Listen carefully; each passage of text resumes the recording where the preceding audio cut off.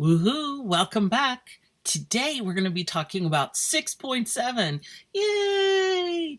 And 6.7 is all about what the heck are we going to do with all this factoring now that we know how to factor? And the answer is I'm going to tell you on the next page. But on the first page, what I'd like to do is start with a puzzle. Now, keep your support animals close. I don't know whether Elton John is a carnivore, but Godzilla, I think is an omnivore since, Godzilla, she eats cities. So I think that counts as an omnivore. I don't know what Elton John eats, but he's here to remind you of the circle of math. And yes, I promise I will never sing again. That is, you keep doing your homework, I won't sing. Stop doing your homework and there might be some singing. Okay, so I'm going to ask them to step aside, but they're here to root us on as we try to solve this puzzle. So the puzzle that I want to offer you is I am right now thinking of two numbers, and I'd like you to guess what they are. And the first clue is the sum of the two numbers is 5. Okay, so let's take a look at this. So in other words, I've got A plus B. So I just picked two letters to represent the two numbers. Pardon me, Elton John, or Sir Elton John, pardon me. I'm going to move you off to the side. He's still here. He's just not blocking our way, right? Good support is present, but not in the way. A plus B equals 5. And I'll remind you that the sum means plus. So the sum of the two numbers is 5. And of course, I could declare variables. I could say A is one of the numbers and B is one of the numbers. But this is just a friendly puzzle. Okay, so this is not a lot to go on. And ignore this down here. This doesn't exist. Pretend this is not here. You can't see this. There we go. Okay, so what are our options? Well, right off the bat, I think 1 plus 4 equals 5, right? So the two numbers could be 1 and 4, or even 2 plus 3, you might have thought of that. Okay, couple of options, pretty good. Is that everything? And the answer is no, because there are combinations like 0 plus 5, okay, that would be 5. I could even do 0.5 plus 4.5. Now, if I'm going to include, and I said numbers, so I didn't limit myself, so fractions and decimals are involved. So I could have like 0.4 and 4.65, right? And then this doesn't even consider the possibility that I could do something like -1 plus 6 is also 5. When I said two numbers, I didn't say they had to be positive. So then there's a whole bunch of them. I mean, you could just go to town. -2 plus 7 is 5. And so on and so on.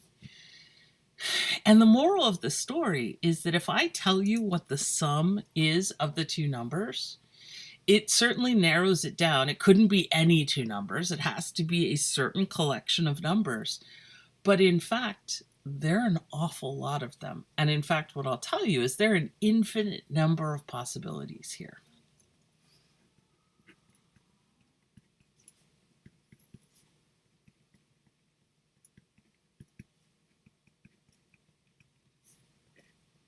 So while you are closer to solving the problem because you do have a pattern, and we could even graph it, if we graphed all these solutions, what do you think it would look like? Big hint, it would be a line.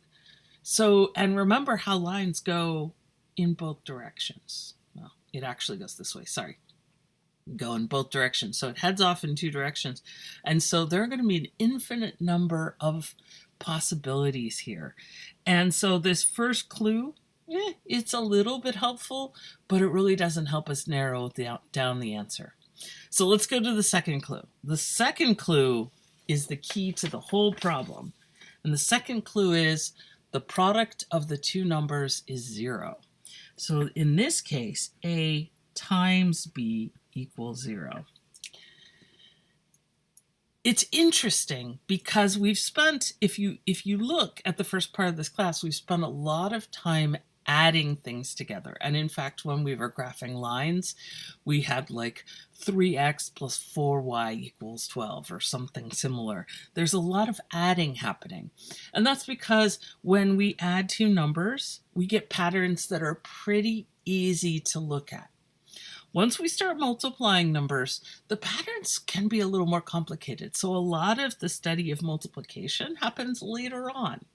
You know, we don't study in Math 40 or even Math 60. We don't study in these first couple of algebra classes what happens when you do x times y. We only add x and y. That's just because the options get really, I mean, it really just opens up the world, but it's a lot. So we start out with addition.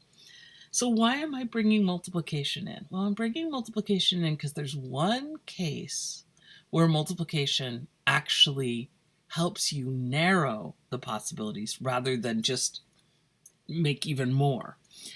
And 0 is a very special number. Now you can think about it. And this, I would like you to take some time today, if you have any spare time, or if you're sitting around and you're just really bored. If you're bored anyway, you might as well do some math, right? But I'd like you to think about how to multiply two numbers and get 0. Because it's really easy to add numbers and get 5 or 0 or 12. But when you multiply two numbers to get to 0, how do you do that? So just think about that for a second. How do you multiply two numbers to get to 0? And I got to tell you, when I was first studying math, I was sure I could find a clever way to multiply to 0. I tried all sorts of things. You know, I tried, well, what happens if you multiply two opposites like -1 times 1? Well, if you multiply -1 times 1, you just get -1. That didn't work. Okay, well, what about -2 times 2? That's even further away. That's -4. Okay, that's not 0. What if I multiply like 1/2 times 2? Well, you might remember 1/2 times 2 is 1. So you could come up with lots of interesting numbers to multiply together, but it turns out that you have to start with 0 to equal 0. You have to start with 0 to get a product equal to 0. And when I was just starting out, as I said, I disagreed with this. I was like, no, there's got to be another way. And I put a lot of thought into this. And ultimately, I had to agree that, yes, this is correct. And in fact, if you go far enough in math, you start to be able to really get a handle on proving these sort of things, really seeing what's happening and looking at things from a different perspective. But from our perspective right now, I'm just going to have to ask you to either believe me, which is my less favorite option, but I'm okay if you just want to say, you know what, you said it, I believe it. That's fine. But what I'd really love for you to do is to actually think about it, like dig in, try to come up with some numbers, see if you can come up with a product that's equal to 0 without starting with 0.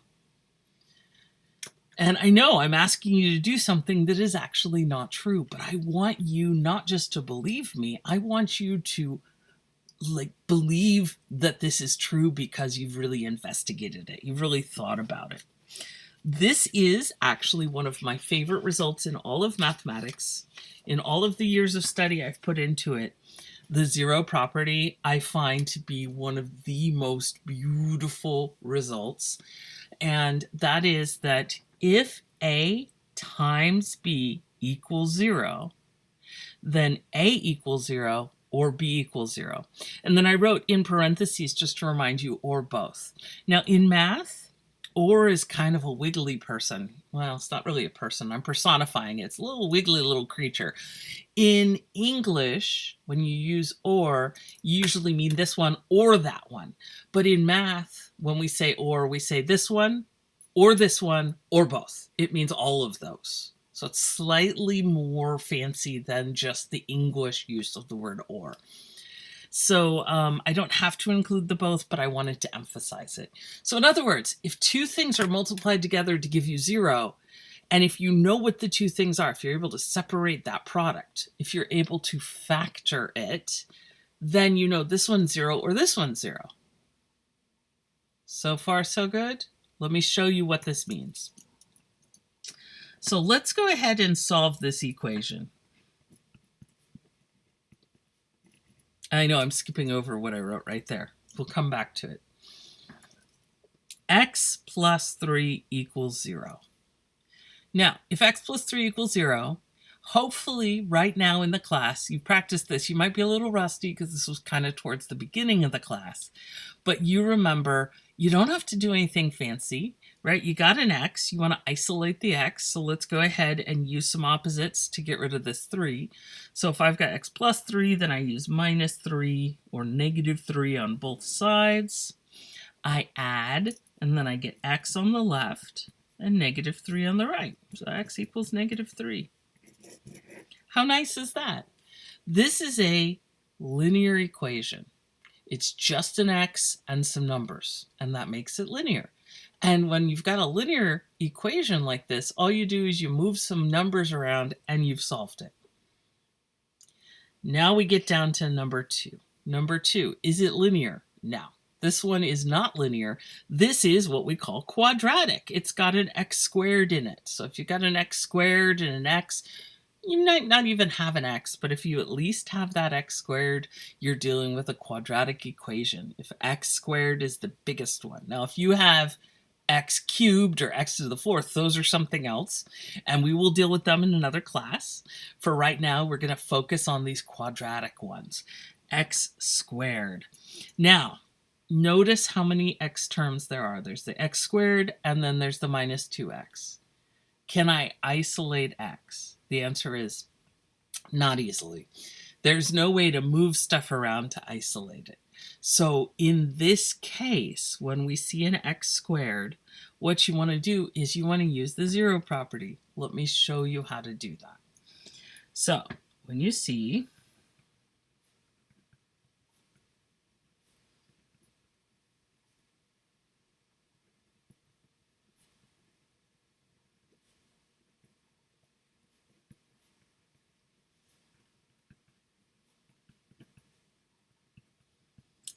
now, in this case, we've got everything over on the one side already.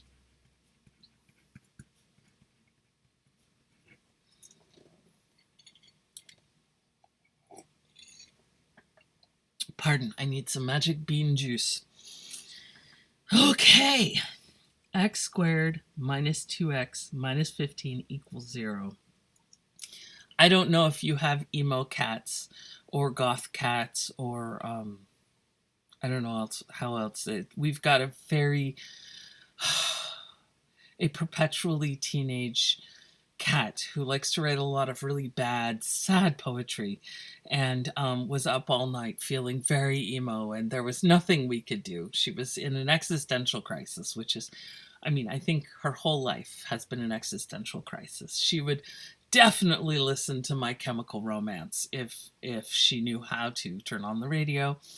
And as I say that, I'm worried that people might not even know what a radio is, but such is life. Talk about existential crisis.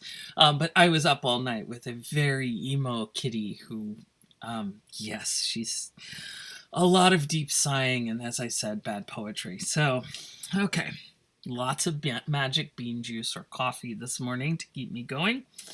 X squared minus 2x minus 15. I've given you some time to think about it. Can you factor that? And the answer is yes, you can. That's what we've been doing in this chapter. It's all about factoring. I'm hoping that you're looking at that going, oh, wait, I've got factoring techniques. 1, 2, 3. 3 terms. So with the 3 terms, you've got a bunch of different options, right? Yes. Can I find the options? Yes, it's right here. Magical page of options from 6.6. If we're in 3 terms, either it's a perfect square. Let's check. Is that a perfect square? No. Negative 15? No. So we're not in perfect square land. Some of you are rejoicing because you're all like, I didn't like that formula anyway. Some of you are like, oh, drat. That would have been easy. But we've got trial and error. We've got the AC method. We've got the X method. There are a lot of different methods, right? I'm going to go ahead and use trial and error because that's what I was taught back in the old days when we had to walk uphill in the snow both ways to get to school. And we had to, you had to carry, dinosaur spray with yourself because, you never knew when dinosaurs were going to show up. You're going to math class and suddenly there's a velociraptor. That's rough. So, we had to keep our anti-dinosaur spray with us. Learning math in the old days was hard. Okay, so I got my x squared set up. And then remember with trial and error, and again, if you use a different method, you just ignore me. Go ahead and factor. And, Grandpa will be done with their stories any minute now. So then I'm going to look at the negative 15. I think what times what gives me like negative 15. And I've got a couple of options. I see this negative 2 in the middle, and I'm thinking, what if I try negative 5 and positive 3? Because negative 5 and positive 3 give me negative 15. Yeah. Negative 5 plus positive 3 give me negative 2. Nice. So that's trial and error. You could use another one. You got to get that factored. So now, I know you're all like, okay, are you finally going to tell us why we're factoring? Yes, right now I'm going to tell you. If A times B equals 0, then A is 0, or B is 0, or both. If I can break this down, right now in the first case, it's a bunch of minuses. Do sums and differences tell us much? No. Like on the first page, knowing that the difference between all of these is 0, it tells us nothing. There's nowhere we can go with that. But knowing that the product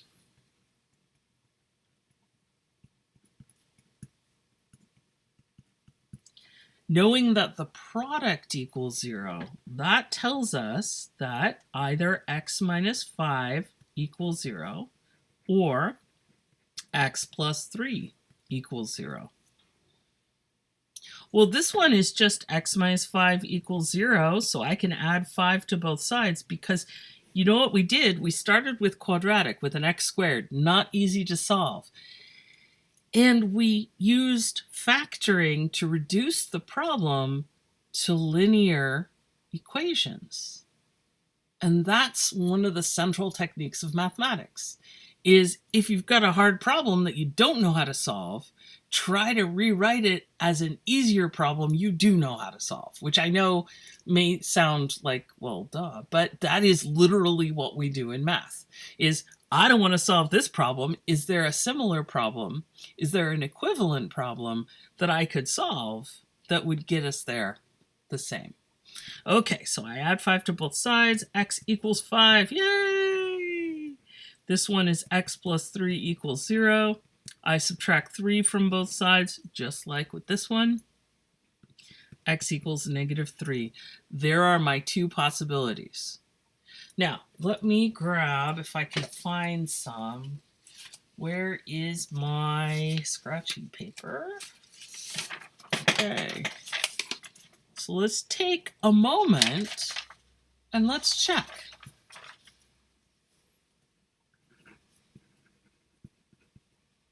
So I'm going to look at the original problem. And I want to check x equals, what were my two possibilities? 5 or negative 3, right? So those are my two answers right there. And there's my original question. And just in case you've never been shown that, if I have neglected to say it, comma means or. Comma does not mean and. And in English, and means both. And in math, and means both at the same time. And x cannot be 5 and negative 3 at the same time. So we use the word or for this, just so you know. This is pronounced as or. I know it's Language is complicated because math comes out of a language from a long time ago. So as the English language has developed and has its own, understandings and own meanings, mathematics was rooted in a slightly different place. So we got slightly different definitions for words you think you know. I know the whole thing seems like it's set up, but Godzilla's here to say Godzilla believes in you, and with practice, this does get you can translate. You can go back and forth. It is possible. Okay, Godzilla believes in you. Okay, so I'm going to check both of these. So let me check x equals 5. You got to check them separately. Obviously, they're different situations. Let's look at what happens when x is 5. So I'm going to substitute in. I've got 5 squared minus 2 times 5 minus 15. Because I am checking, I'm going to put a question mark. Remember, that's what I do. Different people have different ways of checking. You can check the left and the right separately. You don't have to put the question mark. Some people draw a little wall, so they've got the two sides. There are many, many ways to do this. Feel free to do it the way you do it. 5 squared is 25, minus 10, minus 15. Remember, I'm not going to go over to the other side. I'm going to stay on this side. I'm going to stay on the left-hand side and just say, okay, 25 minus 10 minus 15. 25 minus 10, right, because I do order of operations, left first. 25 minus 10 is 15. Minus 15 is 0. Big old check mark there. X equals 5 works. Godzilla's very excited for you. Yay, we got one answer. And then let's try x equals negative 3. And another, just a reminder, I don't know if you can tell how big this is. This is a regular sheet of paper. Look how big my writing is. Again, whenever something is detailed or there's a chance that I might make mistakes, I am personally going to write really, really big. And I understand if you don't want to use a lot of paper, use both sides, use scratch paper if you can find it, get recycled paper. If you're stuck, talk to me. We can brainstorm ways to get you some paper, but take the space you need so that your brain has room to really see what's going on. Okay, so I'm going to do this one now. With a negative, I have to be more careful. Let me rewrite the original problem again so you can see.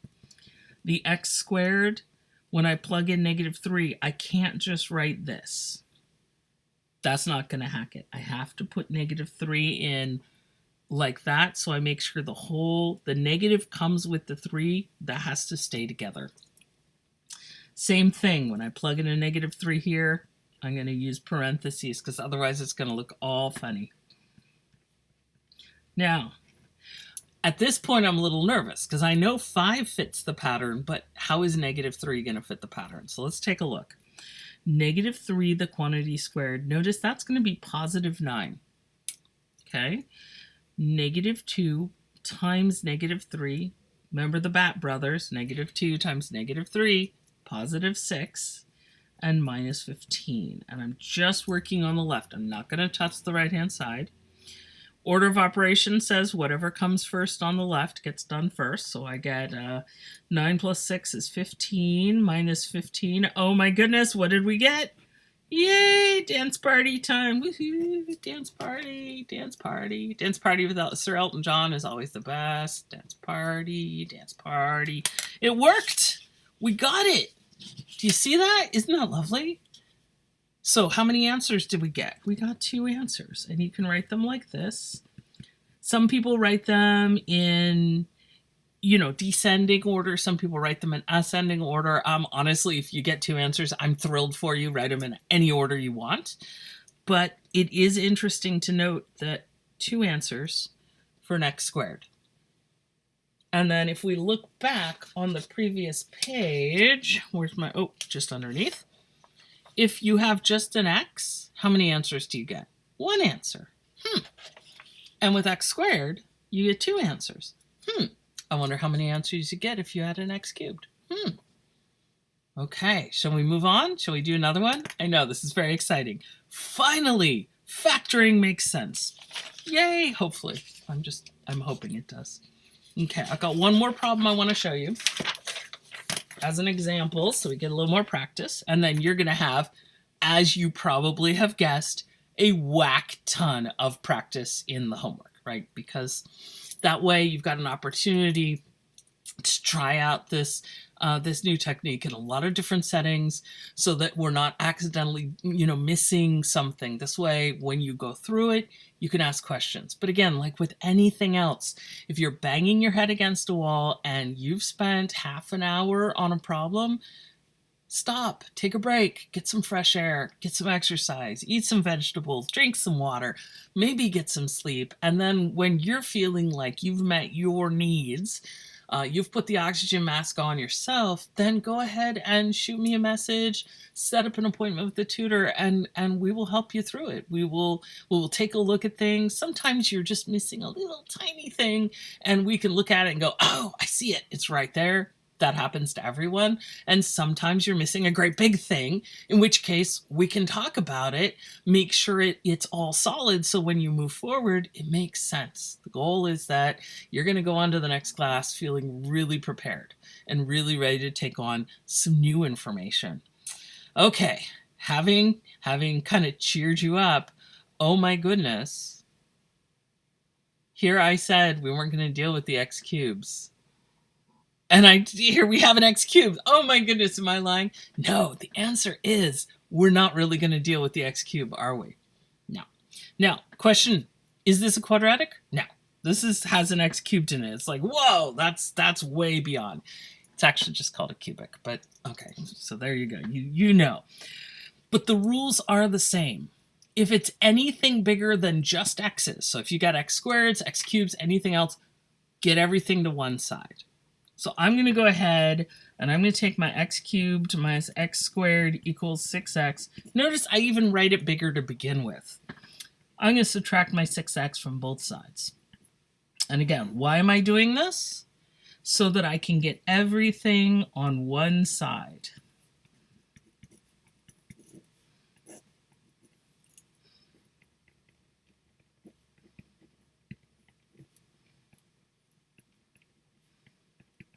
And when do you do this? You do this whenever you've got an x squared, x cubed, x to the fourth.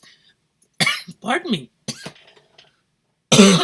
Pardon me. Do you ever get so excited about math you just start coughing? It's very exciting. Okay. Oh no. I don't know how to factor this. Except, do we? What's the first step? CFF. I don't think I'm going to be able to make that a thing. Common factors first. CFF. Okay. So let's check this. Are there any common factors? Oh my gosh, there is. There's an x. X times x squared minus x minus 6 equals 0. Interesting. And now I've got my quadratic right there. So I just pulled out an x. So it really wasn't, it wasn't a quadratic, but it was something that can be rewritten with a quadratic. And now we know what to do with quadratics. X squared minus x minus 6. Yet again, we're in 3 terms land. Let's take a look. Is that a perfect square? No. Thank goodness. No perfect square. Trial and error. AC method. X method. Another method you like. Let's factor this. I'm going to do it right here. This is very dangerous. I'm going to do it in place. Do you have to do it right here? No, you can do it off on the side. You can do it on some scratch paper. And I'm just going to do trial and error. X squared comes x and x. Okay. Negative 6. I can break that down into negative 6. Negative 6 could be 1 times negative 6. It could be negative 1 times 6. It could be 2 times negative 3. It could be negative 2 times 3. Any one of those look like a likely possibility with this minus x in the middle? Yeah, I like this one too. Let's try this one. X plus 2, x minus 3. Does that work? Quick foil. X times x is x squared. Okay, outer minus 2x plus, minus 3x. There we go. Need more magic bean juice. Minus 3x plus 2x. That gives me that opposite of x. And then 2 times negative 3 is negative 6. Oh my gosh. Dance party, little mini dance party. Cool. So now I have 3 factors. Does the zero property work with 3 factors? You know it does. You just take each separate factor, set it equal to 0. So what does that mean? X could be 0, or x plus 2 could be 0, or x minus 3 equals 0. If you have more factors, you just got more possibilities. There are more ways to solve this problem. Okay, x equals 0? Well, that's done. We know what x equals 0 means. X plus 2 equals 0, we know what it means, but it's not written in the best way. Let's go ahead, move that negative 2. So we get negative 2, x equals negative 2. And then let's go ahead and move this 3. So our answers are x equals 0, x equals negative 2, and x equals 3. Or you could write it, some people, this really annoys some people. It's up to you. You know, you got to choose what annoys you. Pick your battles. And if it annoys you, write it a different way.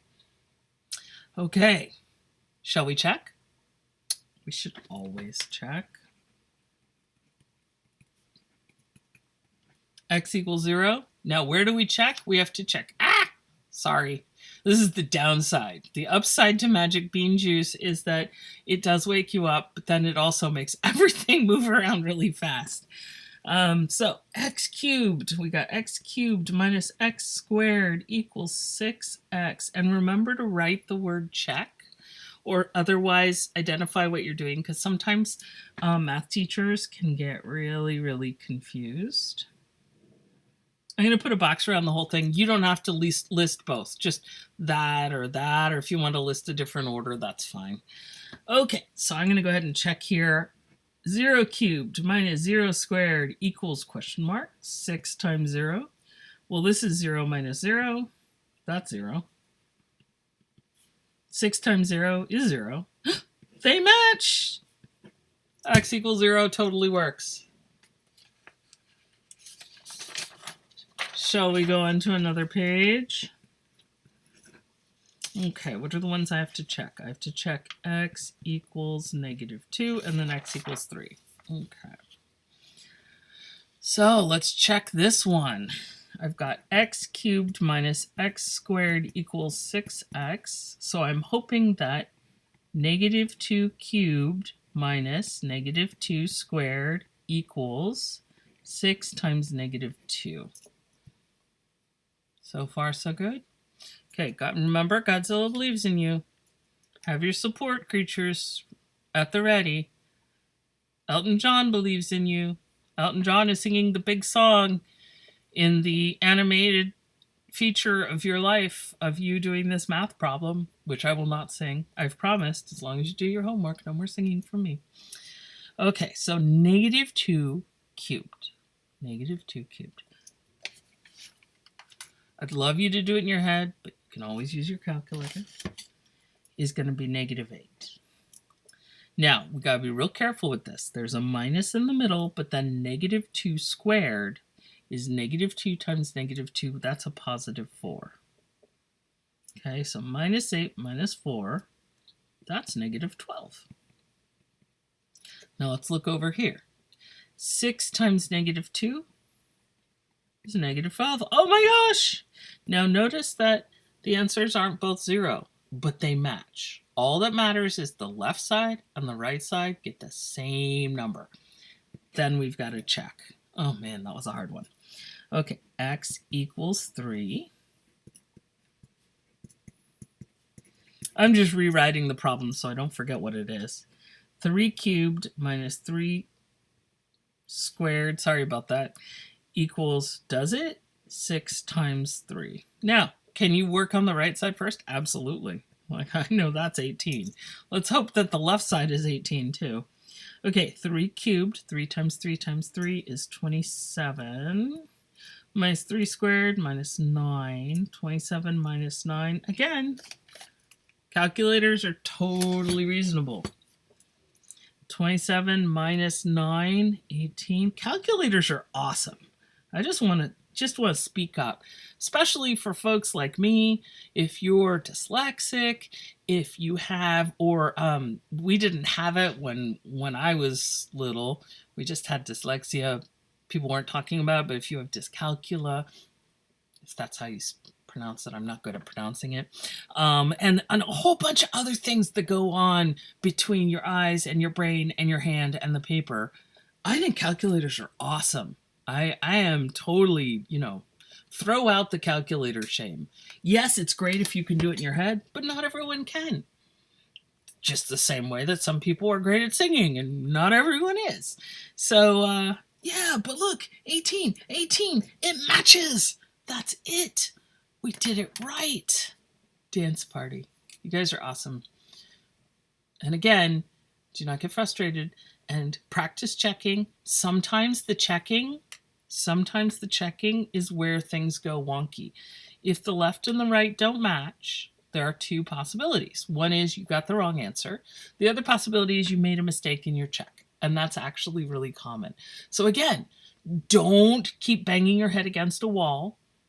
Take a break, move on to another problem, or contact me. Just, send me a picture of your work and say, what's going on? And I will help you find the fix so that everything makes sense. Because you guys are awesome and amazing. Don't forget that. Pat yourself on the head. You did it. Woohoo! We made it through another section. Yay! Okay, so good luck with the homework. Remember to reach out for help. No shame in getting help.